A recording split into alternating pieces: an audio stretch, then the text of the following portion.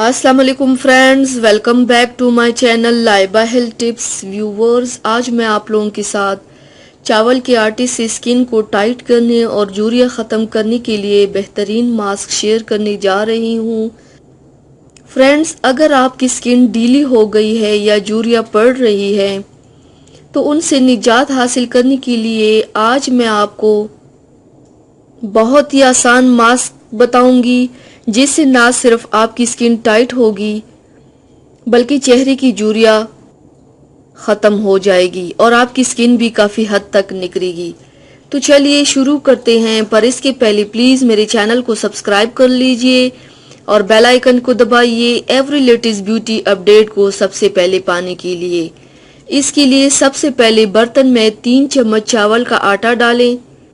चावल का आटा स्किन टाइट करने और रंगत निकालने के लिए बहुत मुफीद है। चावल के आटे में इतना दूध डालें कि पेस्ट बन जाए। जब पेस्ट बन जाए, अब इस पेस्ट को चेहरे पर लगाएं और हल्के हाथों से मसाज करके छोड़ दें। जब खुश्क हो जाए तो चेहरा धो लें। इस मास्क को आप रोजाना इस्तेमाल करें, आपको बहुत अच्छा रिजल्ट मिलेगा इंशाल्लाह। तो व्यूवर्स, थैंक्स फॉर वॉचिंग। मेरी वीडियो को लाइक और शेयर ज़रूर कीजिएगा। मिलते हैं एक और नई वीडियो में, तब तक के लिए अल्लाह हाफिज़।